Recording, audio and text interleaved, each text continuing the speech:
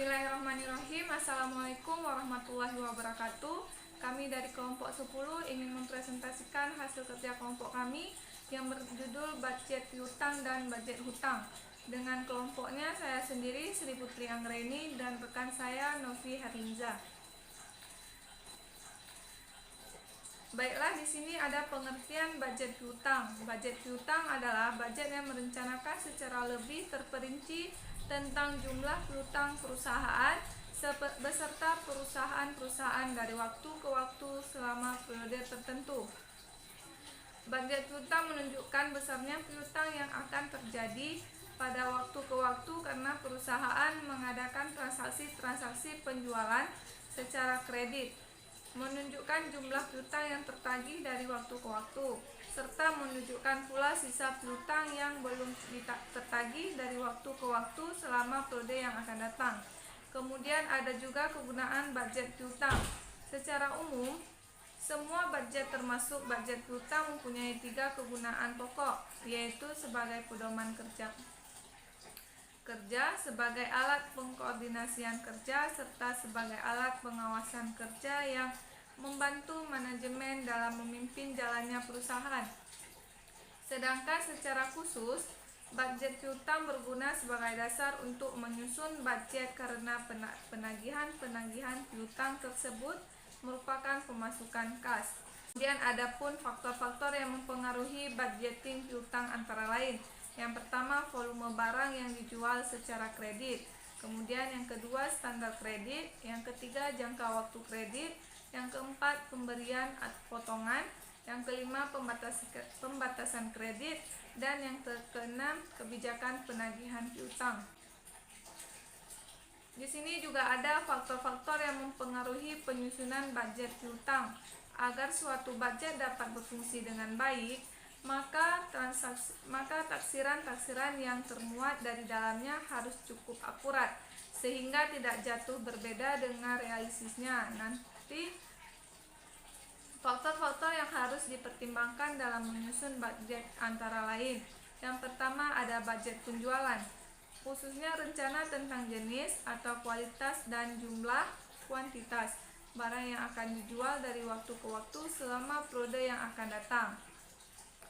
Semakin besar jumlah penjualan, maka semakin besar pula transaksi penjualan secara kredit yang akan dilakukan. Demikian pula sebaliknya, sehingga akan memperkecil piutang perusahaan. Kemudian yang kedua ada keadaan persaingan di pasar.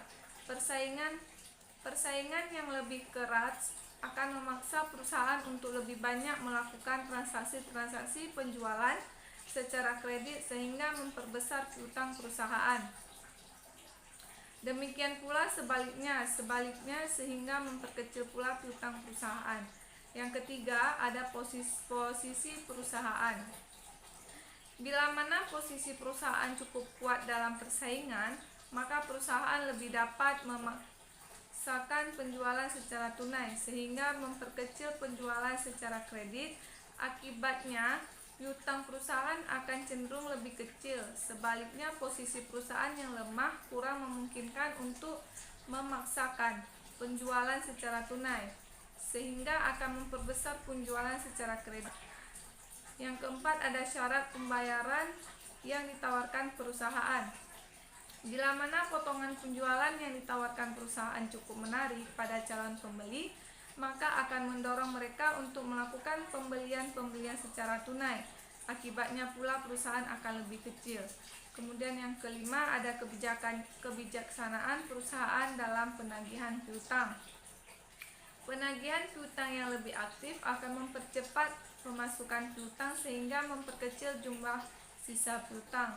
Sehingga sebaliknya, penagihan yang kurang aktif dan memperlambat pemasukan piutang sehingga jumlah sisa piutang akan semakin menarik. Kemudian yang keenam ada rencana perusahaan untuk melakukan penjualan secara kredit aktiva lain sehingga selain barang-barang hasil produksinya.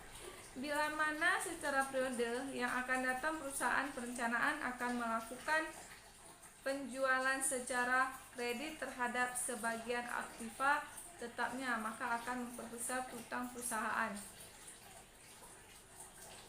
Dan di sini ada bentuk budget piutang. Berikut ini sebuah contoh budget piutang. Untuk mencapai target penjualan tahun 2010, PT Karisma menetapkan syarat pembayaran sebesar 4-10 N30 untuk produk X dan sebesar 5-10 N30 untuk produk Y. Transaksi-transaksi penjualan yang akan terjadi dapat dikelompokkan sebagai berikut. Cara menghitung untuk produk X. 1. Sebanyak 40% dari transaksi-transaksi penjualan dilakukan secara tunai, maka diberikan potongan penjualan. Kemudian yang kedua, sebanyak 20% dari transaksi-transaksi penjualan dilakukan secara kredit dengan pelunasan yang dilakukan pada bulan yang sama dengan bulan terjadinya penjualan tersebut dan sebelum pada waktu 10 hari, sehingga diberikan potongan penjualan. Kemudian yang ketiga, sebanyak 30% dari transaksi-transaksi penjualan dilakukan secara kredit dan pelunasan yang dilakukan pada bulan yang sama dengan bulan terjadinya. Baiklah, di sini ada pengertian anggaran utang atau budget hutang yang akan dijelaskan oleh rekan saya, yaitu Novi. Nah, baik, selanjutnya saya akan membahas tentang anggaran utang atau budget utang. Nah, yang dimaksud dengan anggaran utang yaitu anggaran yang direncanakan secara sistematis dan lebih terperinci tentang jumlah utang beserta perubahannya dari waktu ke waktu atau dari bulan ke bulan selama periode tertentu yang akan datang. Dari pengertian tersebut, dapatlah diketahui bahwa anggaran utang selain menunjukkan jumlah utang perusahaan pada suatu saat tertentu, juga menunjukkan perubahannya atau mutasinya, baik berupa tambahan utang baru maupun pengurangan utang sebagai akibat adanya pelunasan oleh perusahaan atau sebagai pihak debitur. Nah, anggaran utang adalah anggaran untuk memperoleh dan membayar utang. Utang kebalikan dari piutang. Utang adalah kewajiban debitur atau peminjam untuk melaksanakan sesuatu kepada kreditor atau si pemberi pinjaman selama jangka waktu tertentu. Nah, selanjutnya yaitu kegunaan anggaran utang. Kegunaan pokok anggaran utang secara umum ada 3. Yang pertama yaitu sebagai pedoman kerja. Nah, di sini anggaran utang memberikan arah dalam menentukan berapa jumlah utang dan perubahannya atau mutasinya, baik berupa tambahan utang baru maupun pengurangan utang sebagai akibat adanya pelunasan oleh perusahaan untuk jangka waktu tertentu yang akan datang. Yang kedua yaitu sebagai alat manajemen untuk koordinasi kerja. Nah, di sini anggaran berfungsi sebagai alat manajemen untuk mengkoordinasikan kerja seluruh bagian dalam perusahaan berkaitan dengan perencanaan jumlah utang sehingga dapat mengurangi kebutuhan modal kerja perusahaan demi kelancaran jalannya perusahaan menjadi lebih terjamin. Yang terakhir yaitu sebagai alat manajemen untuk melakukan evaluasi atau pengawasan kerja. Nah, di sini anggaran berfungsi sebagai tolak ukur, sebagai alat pembanding untuk menilai realisasi jumlah utang perusahaan nanti. Dengan demikian, perusahaan dapat membandingkan antara apa yang tertuang dalam anggaran dengan apa yang telah dicapai, sehingga dapatlah dinilai. Dari analisis perbandingan tersebut, akan dapat diketahui penyimpangan-penyimpangan antara anggaran dengan realisasinya. Nah, selanjutnya di sini ada manfaat dari anggaran utang. Manfaatnya yang pertama yaitu anggaran utang sangat berguna untuk kemajuan perusahaan bila utang tersebut dikelola dengan baik. Cara mengelola utang yang baik antara lain yaitu dengan cara membuat anggaran utang. Dengan anggaran utang dapat diketahui saat utang tersebut diterima dan saat utang dibayar. Yang kedua yaitu menambah utang jangka pendek maupun jangka panjang. Dimaksudkan untuk ekspansi, yaitu memperluas kegiatan perusahaan, memperluas kegiatan produksi, memperluas kegiatan pemasaran dengan tujuan memperoleh laba yang sebesar-besarnya. Yang terakhir yaitu utang jangka pendek digunakan sebagai modal kerja, yaitu untuk membiayai kegiatan rutin sehari-hari seperti membeli bahan baku serta membayar gaji dan upah. Dengan bertambahnya utang jangka pendek, berarti bertambah pula bahan baku yang dibeli atau barang dagangan yang dibeli. Nah, selanjutnya yaitu faktor yang mempengaruhi anggaran hutang. Nah, faktor yang mempengaruhi anggaran hutang yaitu adanya ekspansi. Pada umumnya, ekspansi hanya membutuhkan tambahan modal kerja karena perusahaan bekerja pada kapasitas produksi yang sudah ada. Namun, apabila kemudian perusahaan harus menambah alat produksi atau membangun pabrik baru, maka kebutuhan modalnya akan bertambah. Pada ekspansi ini, selain dibutuhkan tambahan modal kerja, juga dibutuhkan tambahan modal tetap. Dengan demikian, pengertian ekspansi itu dimaksudkan sebagai perluasan modal, baik perluasan modal kerja saja maupun perluasan modal kerja dan modal tetap yang digunakan secara tetap dan terus-menerus di dalam perusahaan. Perusahaan modal ini dapat memperbesar utang.